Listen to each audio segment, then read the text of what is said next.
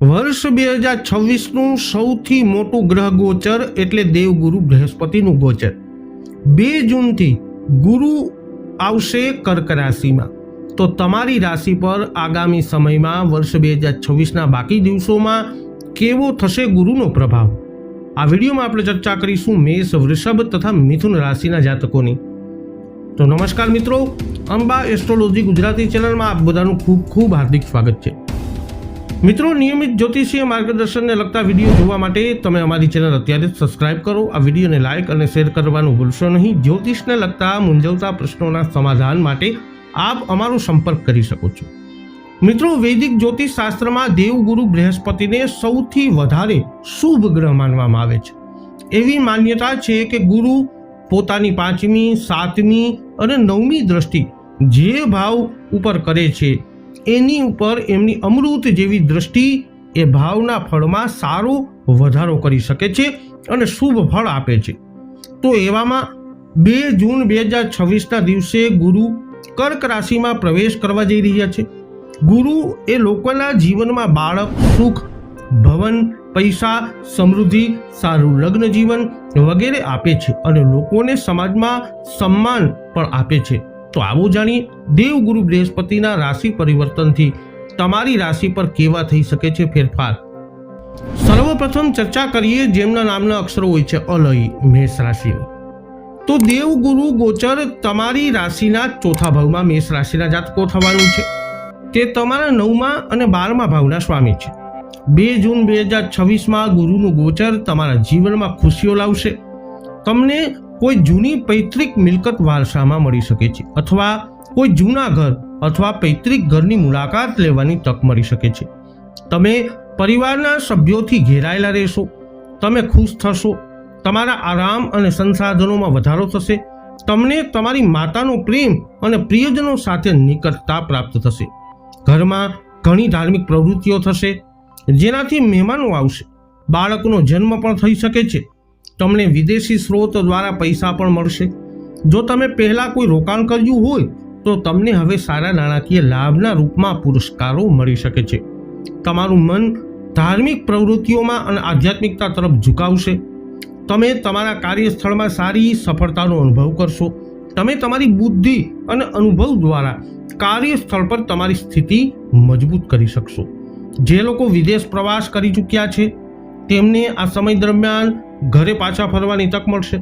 તમારા કેટલાક કાયદેસર ખર્ચાઓ વધશે જે સારા કાર્યોમાં ખર્ચ કરવામાં આવશે। સ્વાસ્થ્ય સમસ્યાઓ ઓછી થશે। જોકે પરિવારમાં પોતાને શ્રેષ્ઠ માનવાની ભૂલ ન કરો, તેના બદલે બધા સાથે સુમેળમાં રહો જેથી તમને બધાનો સહયોગ મળી શકે। આ સમય દરમિયાન તૈયાર ઘર ખરીદવાની તક પણ તમારા માટે બની શકે છે। હવે વાત કરીશું જેમના નામના અક્ષરો હોય છે બ, વૃષભ રાશિની। તો વૃષભ રાશિના લોકો માટે સકારાત્મક પરિણામો દેવગુરુનું આ રાશિ ગોચર લાવી શકે છે, કારણ કે ગુરુ તમારી રાશિ માટે 8મા અને 11મા ભાવના સ્વામી છે। આ ગોચર દરમિયાન ગુરુ એ તમારા 3જા ભાવમાં પ્રવેશ કરવાના છે। 3જો ભાવ એ ટૂંકી યાત્રાઓ, ભાઈ બહેનો, હિંમત અને બહાદુરીનું પ્રતિનિધિત્વ કરે છે। તમારી રુચિઓ અને શોખમાં વધારો થશે। તમે ધર્મ અને જ્ઞાન સંબંધિત પ્રવૃત્તિઓ તરફ આકર્ષિત થશો। તમે તમારા જ્ઞાન અને વાણીથી લોકોને પ્રભાવિત કરવામાં સફળ થશો। તમારા ભાઈ બહેનો સાથેના તમારા સંબંધો સૌહાર્દપૂર્ણ બનશે અને તેઓ તમને ટેકો આપતા રહેશે। વધુમાં તમે હંમેશા તેમનો ટેકો આપતા જોવા મળશે। નાના ધાર્મિક સ્થળોની મુલાકાત લેવાની પરિસ્થિતિઓ ઊભી થશે। તમે ટૂંકી યાત્રાઓ કરશો અને પરિવારના સભ્યો વચ્ચે સુમેળ જોવા મળશે।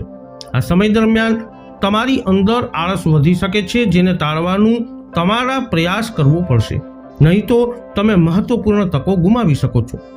ગુરુ ગ્રહના આશીર્વાદથી વૈવાહિક સંબંધોમાં રહેલી કોઈ પણ કડવાશ દૂર થશે। પરસ્પર સુમેળ સુધરશે અને સંબંધ મજબૂત બનશે। તમે લાંબી મુસાફરી દ્વારા તમારા આધ્યાત્મિક અભ્યાસ પૂર્ણ કરી શકો છો। તમારા પિતા સાથેના તમારા સંબંધો મજબૂત રહેશે। તમારી આવક પણ વધશે અને એક કરતાં વધુ સ્ત્રોતોમાંથી કમાણી થવાની શક્યતા પણ રહેશે। તમારી વર્તમાન આવકમાં વધારો થવાની શક્યતા રહેશે। તમારે તમારા સ્વાસ્થ્ય પ્રત્યે થોડું આ સમય અવધિમાં સાવધાન રહેવું પડશે। હવે વાત કરીશું જેમના નામના અક્ષરો હોય છે ક, છ, ઘ, મિથુન રાશિની। તો ગુરુ એ મિથુન રાશિથી બીજા ભાવમાં પ્રવેશ કરવાના છે. ગુરુ તમારી રાશિ માટે 7મા અને 10મા ભાવના સ્વામી છે. 2 જૂન 2026થી આ ગોચર એ તમારા જીવનમાં સુખ અને સમૃદ્ધિ લાવશે. ગુરુના બીજા ભાવમાં આગમન સાથે તમારી નાણાકીય પરિસ્થિતિમાં સુધારો થવા લાગશે. તમારા બેંક બેલેન્સમાં સુધારો થશે. તમે નાણાકીય આયોજન દ્વારા કમાયેલા પૈસાનું રોકાણ કરશો અને તેની નવી બચત યોજનાઓમાં રોકાણ કરશો, જેનાથી નોંધપાત્ર નાણાકીય લાભ થવાની સંભાવના ઊભી થશે. પરિણામે તમારી નાણાકીય પરિસ્થિતિ ધીમે ધીમે સુધરશે. તમારા પરિવાર માટેનો તમારો પ્રેમ વધશે. પરિવારના સભ્યો કૌટુંબિક મૂલ્યોને પ્રાથમિકતા આપશે અને એકબીજાની સંભાળ રાખશે. તમારો અવાજ વધુ અધિકૃત બનશે અને લોકો તમારા શબ્દોથી પ્રભાવિત થશે અને તમારી વાત સાંભળશે. આ સમય પૂર્વજોના વ્યવસાયમાં રહેલા લોકો માટે ફાયદાકારક રહેશે. તમારા જીવનસાથી દ્વારા નાણાકીય લાભ થવાની શક્યતા રહેશે અને કામ પર તમારી નાણાકીય સ્થિતિમાં સુધારો થશે, જે પગારમાં વધારો પણ દર્શાવે છે. તમને બીમારીથી આ સમય અવધિમાં મુક્તિ મળશે. દુશ્મનો શાંત થશે અને દેવું કર્જ હશે તો એ ઘટશે. તમને ધાર્મિક અને આધ્યાત્મિક પ્રવૃત્તિઓમાં ભાગ લેવાની તક મળશે. પરિવારમાં કોઈ નવા સભ્યોનો જોડાવાની શક્યતા રહેશે. જન્મ અથવા લગ્નની પરિસ્થિતિ ઊભી થઈ શકે છે. ઘરમાં શુભ અને અત્યંત શુભ ઘટનાઓ ઘટિત થશે. કામ પર તમારું વર્ચસ્વ વધશે અને તમારા પ્રયત્નો અને અનુભવ તમને તમારા કામમાં લાભ પણ આપશે. તો મેષ, વૃષભ તથા મિથુન રાશિના જાતકો વૈદિક જ્યોતિષ શાસ્ત્ર અનુસાર 2 જૂન 2026થી દેવગુરુ બૃહસ્પતિ કર્ક રાશિમાં આવતાની સાથે જ તમારી રાશિ પર કંઈક આવો કરશે પ્રભાવ. આ વિડીયો અંગેના તમારા અભિપ્રાય, તમારા મંતવ્ય કોમેન્ટમાં જણાવજો. વિડીયોને લાઇક કરજો, શેર કરજો. હજુ સુધી આપે અમારી ચેનલને સબસ્ક્રાઇબ નથી કરી તો અવશ્ય સબસ્ક્રાઇબ કરી લેજો. જ્યોતિષીય માર્ગદર્શન માટે, કુંડળીનું પરીક્ષણ વિશ્લેષણ કરાવવા માટે આપ અમારો સંપર્ક અવશ્યથી કરી શકો છો.